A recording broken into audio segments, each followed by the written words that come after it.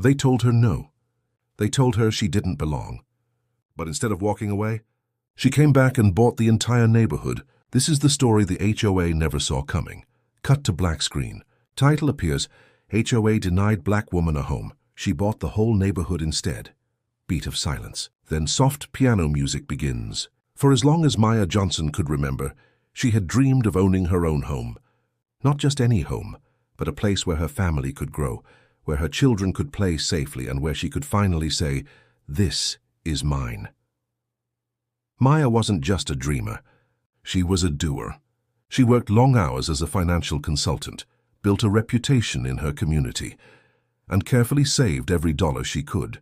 After years of sacrifice, skipping vacations, taking on extra clients, even working nights when everyone else slept, she finally had enough for a down payment. The neighborhood she set her eyes on was one of those glossy, picture-perfect suburbs. Tree-lined streets, bright green lawns, homes with identical mailboxes, standing like soldiers in formation. It wasn't just a house she wanted, it was stability. A safe place for her mother, her younger sister, and maybe someday her own children. But there was one problem, one gatekeeper, the Homeowners Association.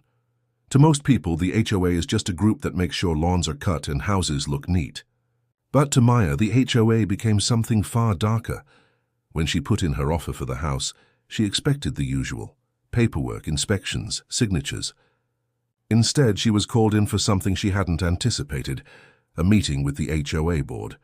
She walked into the community clubhouse that day in her best navy suit, portfolio in hand, confidence in her stride. But as soon as she entered, she felt the weight of every eye on her.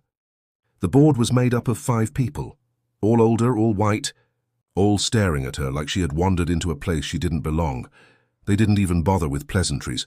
The HOA president, a man with silver hair, a pressed polo shirt, and a smug smile, slid her application across the table.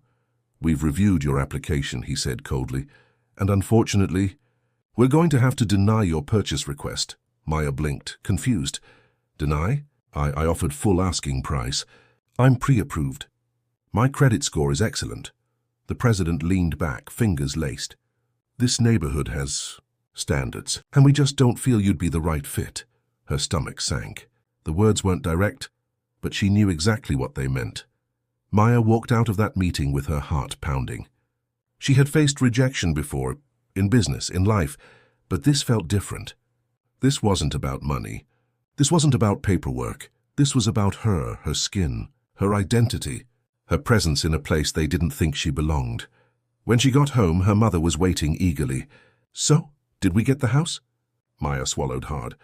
She didn't want to say it. She didn't want to crush her mother's hope. But the truth was too heavy to hold back. They denied me." Her mother's face fell. Silence filled the room. Then softly she whispered, "They didn't want us there, did they?" Maya's throat tightened. She didn't answer. She didn't have to.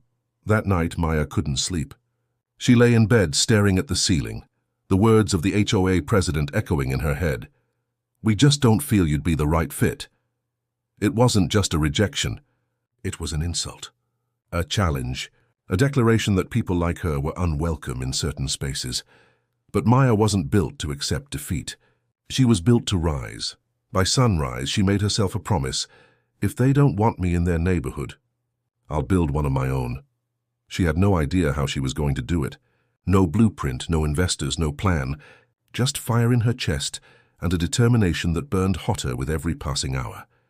And that was the spark. The moment the story changed.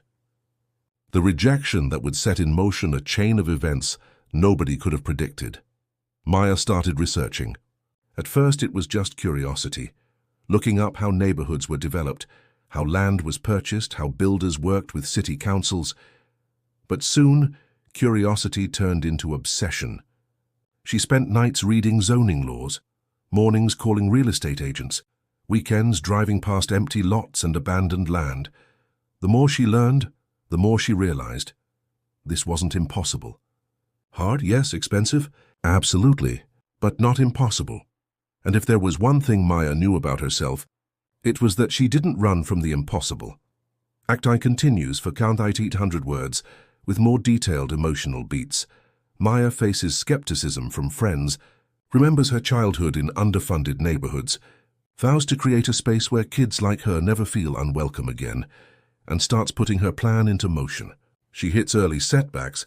Banks laugh at her, investors walk away, developers don't take her seriously, but she keeps going. By the end of Act 1, she secures her first piece of land.